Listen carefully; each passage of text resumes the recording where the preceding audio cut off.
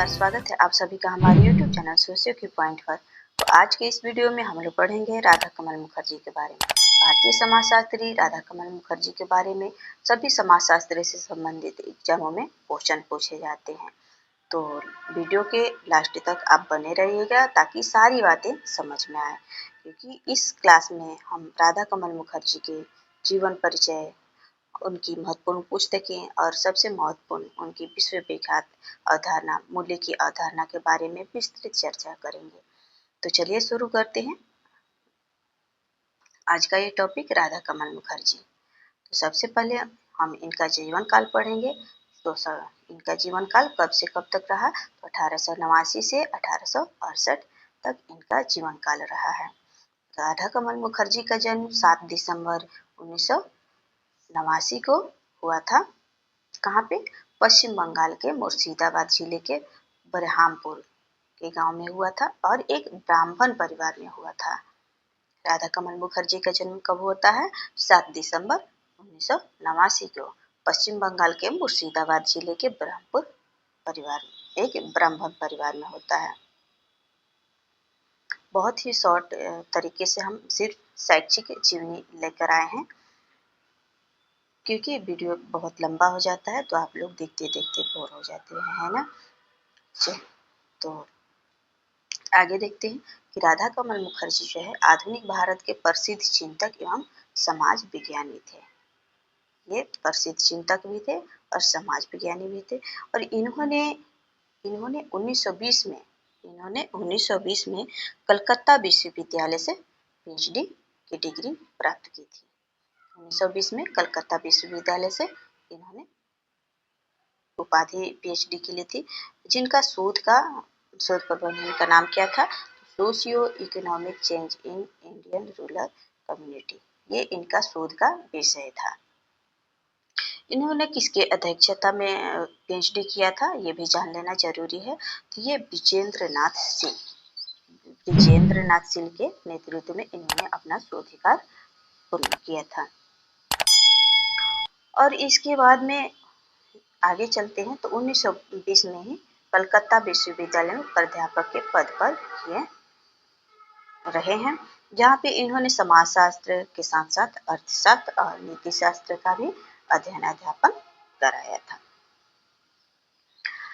तो आगे चल कर के ये 1921 से 1955 तक उत्तर प्रदेश के लखनऊ विश्वविद्यालय में इन्होंने प्राध्यापक रहा और वहाँ पे समाजशास्त्र उन्होंने पढ़ाया। 1955 से 58 तक इन्होंने लखनऊ विश्वविद्यालय के कुलपति का पद जो है ग्रहण किया, उसमें सुशोभित थे वो 1955 से 1958 तक।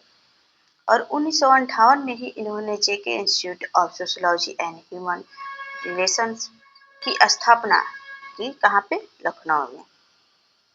और सन 1968 तक इसके निर्देशक बने रहे, जब तक कि वो उनका स्वर्गवास ना हो गया, तब तक ये इसके निदेशक पद पे रहे। तो चलिए आगे अब जान लेते हैं। तो ये थी थोड़ी सी इनकी जीवन परिचय। चलिए आगे जान लेते हैं। भारतीय समाज में सामाजिक, ऐतिहासिक और सांस्कृतिक आत्मनिर्भरता को परखने के लिए आर.के. मुखर्जी ने संरचनात्मक, प्रक्रियात्मक और तुलनात्मक पद्धति का उपयोग किया है।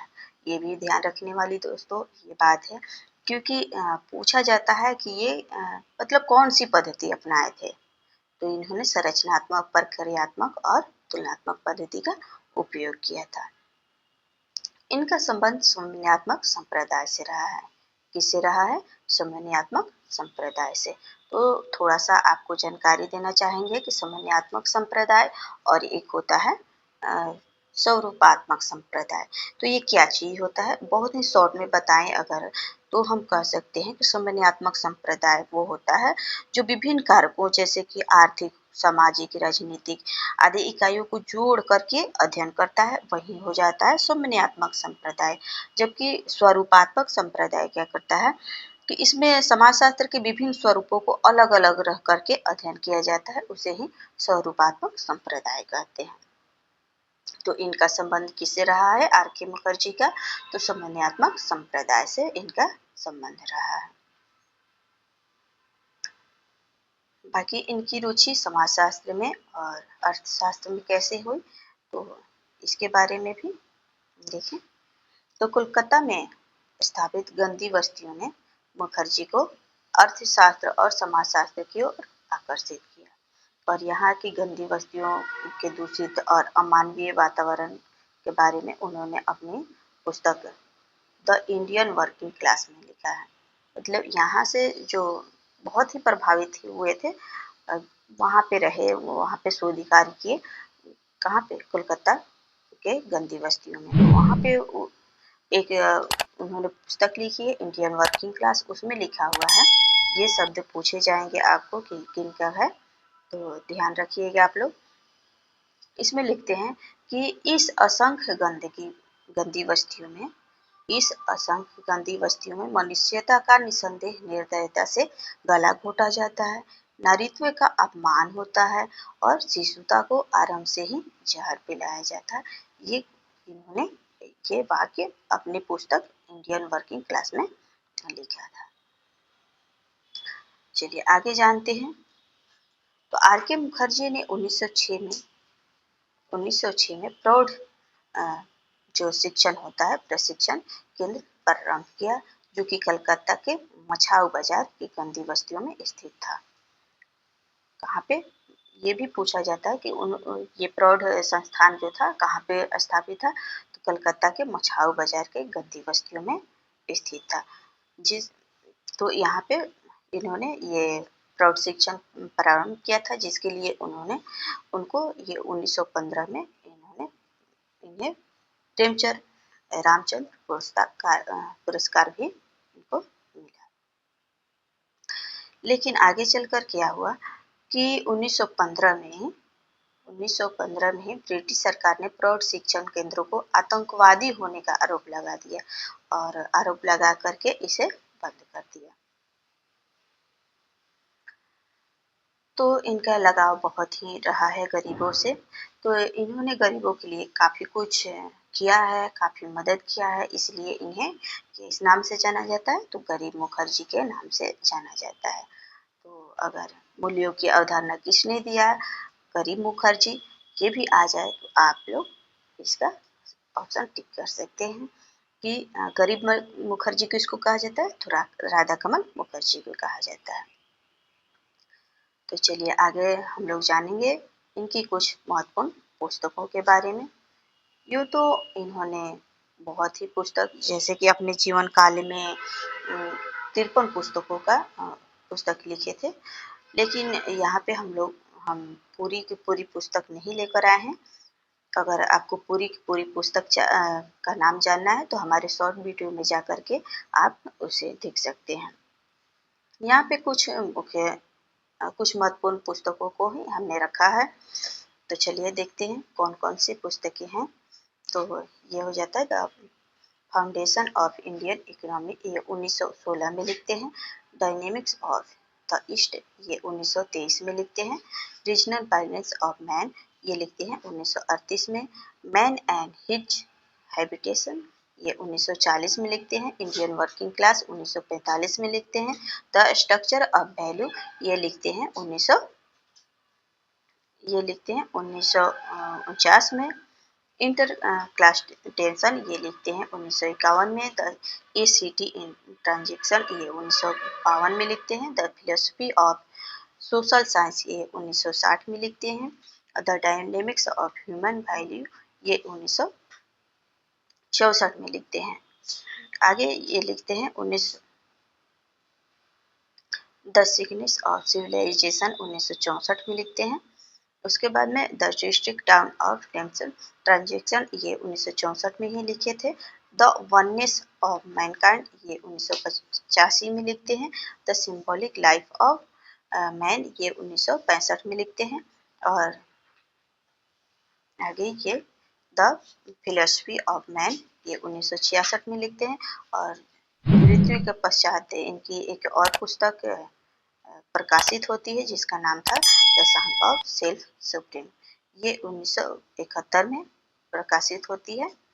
ये भी इन्हीं की बुक है, क्योंकि इनकी मृत्यु तो 1968 में हो जाती है, लेकिन उसके बाद में ये पुस्तक प्रकाशित हो जाती है।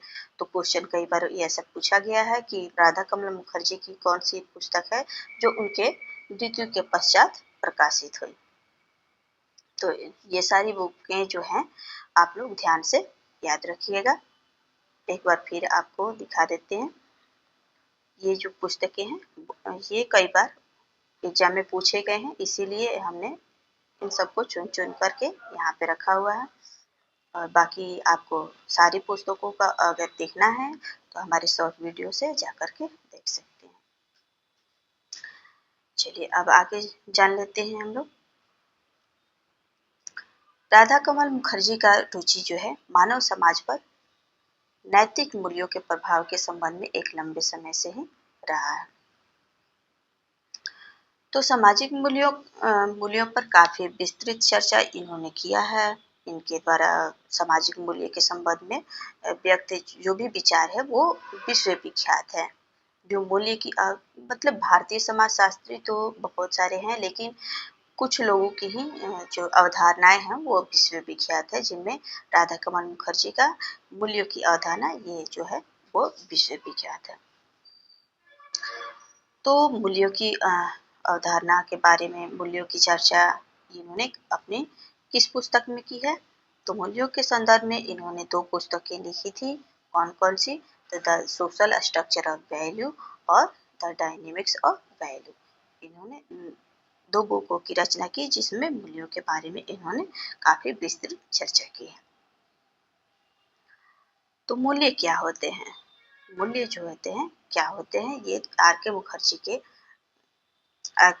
के अनुसार जान लेते हैं कि मूल्यों की उत्पत्ति एक समाज विशेष के सदस्यों द्वारा आवश्यकताओं की पूर्ति हेतु की जाने वाली रोजमर्रा यानी कि दैनिक जो भी कार्य है उसमें अंतःक्रिया के फलस्वरूप धीरे धीरे उत्पन्न होता है।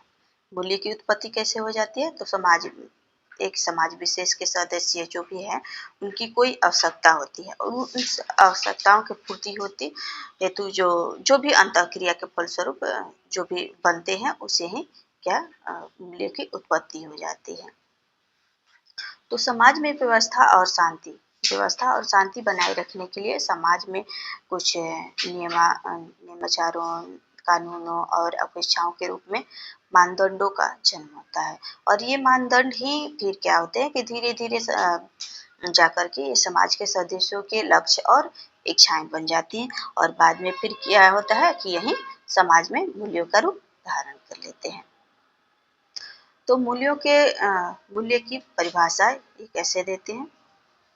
राधा कमल मुखर्जी कहते हैं कि मूल्य समाज में मान्यता पर प्राप्त वे इच्छाएं एवं लक्ष्य हैं जिनका अनुकरण जिसका आंतरिकरण यानी कि अडेप्टेशन कैसे हो सकता है? अनुकरण, सीखने या समाजीकरण की प्रक्रिया के द्वारा होता है।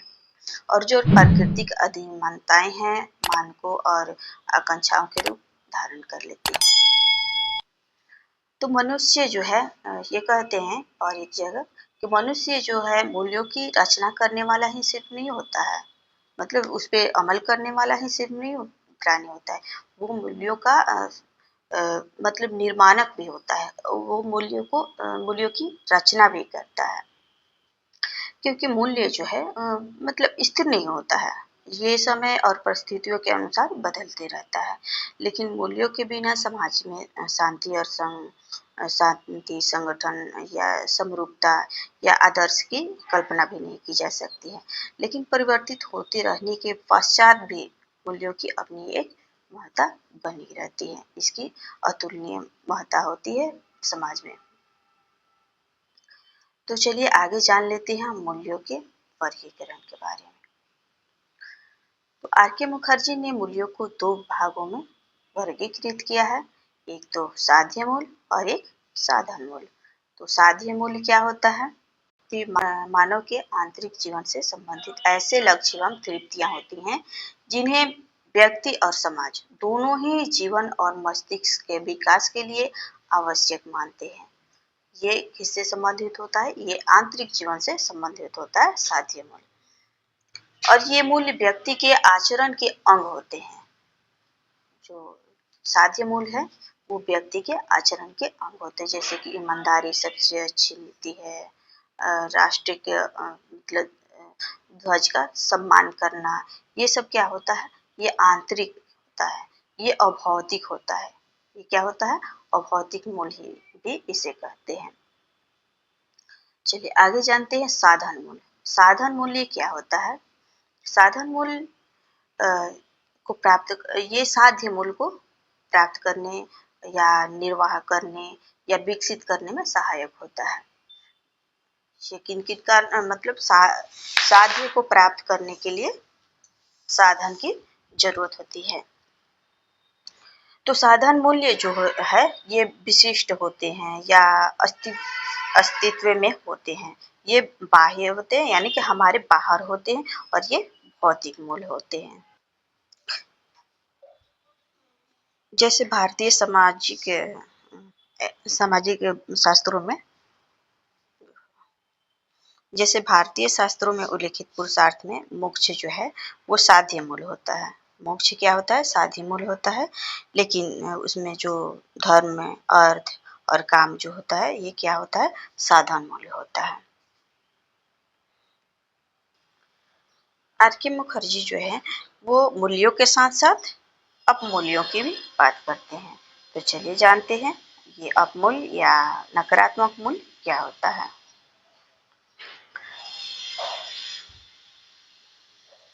तो समाज द्वारा स्वीकृत जो भी लक्ष्य होता है वो उसको प्राप्त करने के लिए जो जो भी समाज में स्वीकृत मानदंड है उसकी उपेक्षा करना या उनके विरुद्ध आचरण करना, यही अगर आदमी करता है, कोई व्यक्ति करता है, तो इसे ही सामाजिक मूल्यों का उल्लंघन या अथवा क्या कहा जाता है, वो अपमूल्य कहा जाता है। मतलब कहने का मतलब है कि जब व्यक्ति द्वारा समाज में जो भी स्वीकृत नियम बनाए गए हैं उन नियमों का उल्लंघन करता है, या फिर समाज में स्थापित जो भी मानक है, मानक उसको वो क्या करता है, अस्वीकार करने लगता है या नकारात्मक दिशा की ओर अग्रसर हो जाता है, या कोई भी समाज विरोधी कार्य करने लगे, तो ऐसी प्रवृत्तियों को ही क्या कहा जाता है, गैर मूल्य कहा जाता है या अपमूल्य कहा जाता है। जैसे मान लीजिए कि कहें अगर हम कि सत्य की सदा विजय होती है, सत्य की सदा विजय होती है, तो ये किस मूल्य में आएगा, मूल्य या अपमूल्य में। तो ये मूल्य कहा जाएगा। ये मतलब अच्छा है, समाज के लिए अच्छा है कि सत्य की सदा विजय होती है, ये अच्छा मूल्य है। लेकिन अगर कहें इसी तरह अगर कहा जाए कि प्यार या राजनीति में तो कुछ भी अनुचित नहीं होता है, सब कुछ जायज होता है।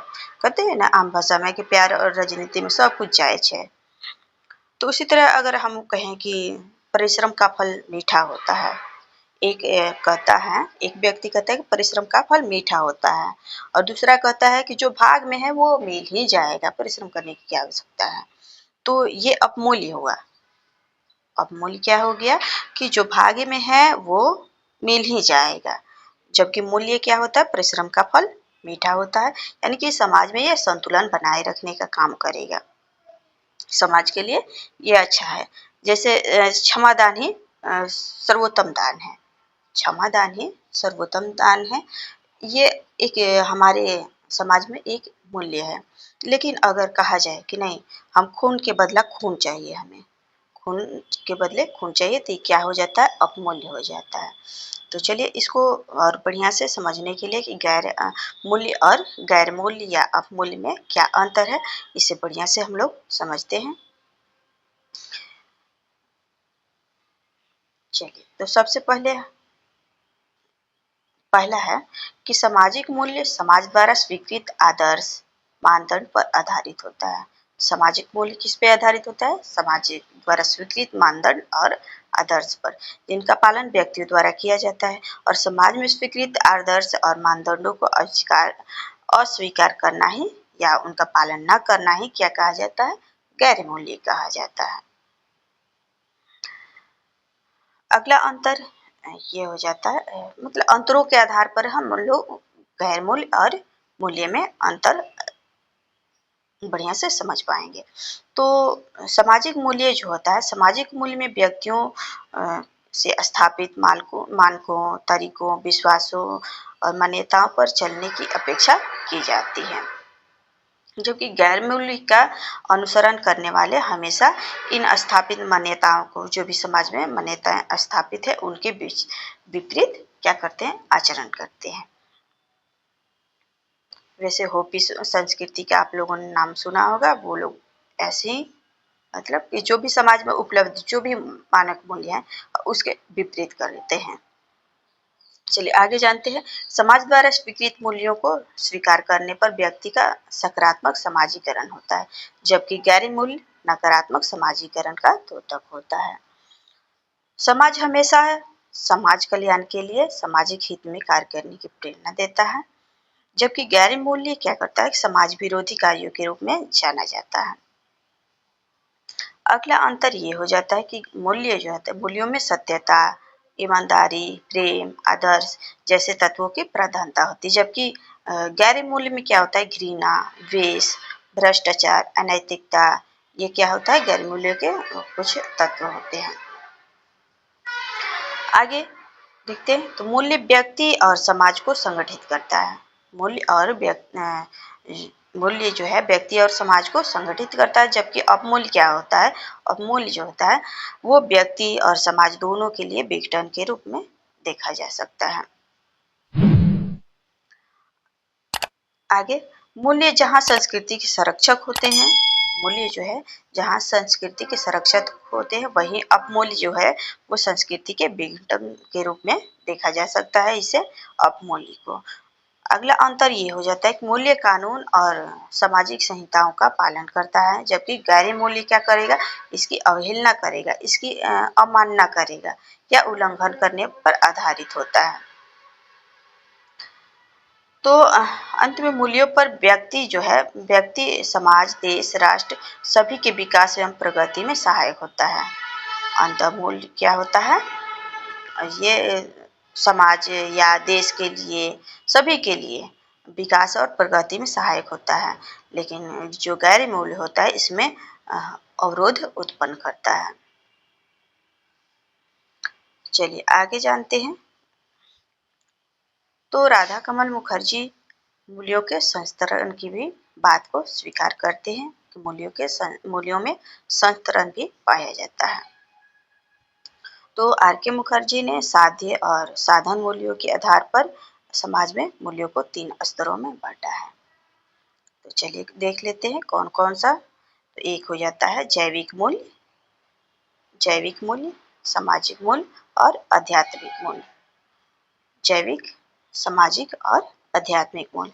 तो जैविक मूल्य क्या होता है कि ये बाह्य मूल्य होता है, ये व्यक्ति से बाहर होता है, या साधन मूल्य से कहते हैं, साधन मूल्य या बाह्य मूल्य कहते हैं, जो व्यक्ति को जीने के लिए आवश्यक होता है, जैसे कि रोटी, कपड़ा, मकान। इसमें ये जो साधन मूल्य है वही जैविक मूल्य है। सामाजिक मूल्य क्या होता है कि ये बाह्य होता है, और ये भी साधन मूल्य होता है, जैसे कि समाज में कौन कौन सी मान्यताएं चल रही हैं, हमारी संस्कृतियां कैसे चल रही हैं, उसी के अनुसार पालन करना, ये सब क्या होते हैं, सामाजिक मूल्य कहे जाते हैं। आगे सबसे मतलब निम्न कोटि, सबसे ऐसे हम लोग इसको इस तरह इंगित नहीं कर सकते हैं। सबसे ऊपर जैविक मूल्य, उसके बाद में सामाजिक मूल्य, और उसके बाद में आध्यात्मिक मूल्य, ऐसे नहीं। सबसे ऊपर क्या क्या है, होता है कि आध्यात्मिक मूल्य होता है, क्योंकि साध्य मूल्य ही हमारा लक्ष्य होता है। बाकी साधन मूल्य तो उसके नीचे मतलब साध्य को पूरा करने के लिए ये होते हैं। तो आध्यात्मिक मूल्य क्या होते हैं कि ये साध्य या आंतरिक मूल्य होते हैं, ये साध्य या आंतरिक मूल्य होते हैं। तो सबसे ये उच्च कोटि के मूल्य होते हैं। तो भारतीय संदर्भ में धर्म, अर्थ और काम जो है वो साधन मूल्य है, लेकिन मोक्ष जो है आध्यात्मिक मूल्य कहा जाता है उसको। मूल्यों के नैतिक संगठन के आधार पर भी राधा कमल मुखर्जी ने इसे 4 भागों में बांटा है। किसमें, मूल्यों के नैतिक संगठन के आधार पर। तो ये सबसे कौन कौन भागों में बांटते हैं? तो ये सबसे पहले बांटते हैं भीड़, स्वार्थ समूह, समाज और सामूहिकता। तो भीड़ क्या होता है? इसमें सबसे कम मूल्य होते हैं, यानी कि कहीं पे भीड़ जमा हो गया तो मतलब कहीं पे एक्सीडेंट ही हो जाता है, तो वहाँ पे लोग जाते हैं, उसकी सहायता करते हैं, हमारे मूल्यों के अनुसार हम उसकी जो भी प्राथमिक उपचार होता है वो करते हैं। तो इसमें सबसे कम मूल्य होता है। उसके बाद में आ जाता है स्वार्थ समूह। स्वार्थ समूह यानी कि कहें तो समिति, उसमें थोड़ा सा ज़्यादा मूल्य होते हैं, लेकिन उसके बाद में समुदाय, अगर समाज कहा जाए, समाज या समुदाय, उसमें उससे ज़्यादा मूल्य होता है। तो इस तरह इसका क्या ऐसे बना हुआ है कि इसके ऊपर ये, इसके ऊपर है, ऐसे। तो सबसे अधिक मूल्य किस में पाए जाते हैं? तो सामूहिकता में पाए जाते हैं। तो चलिए आज के लिए इतना ही। अगला क्लास नेक्स्ट डे आएगा, तो आप लोग हमारे वीडियो में बने रहें। आपका बहुत बहुत धन्यवाद। अगर आपको हमारा ये वीडियो पसंद आता है तो लाइक, सब्सक्राइब एंड शेयर ज़रूर कीजिएगा, और अगर कोई डाउट्स हो तो कमेंट बॉक्स में कमेंट ज़रूर कीजिएगा। चलिए, धन्यवाद।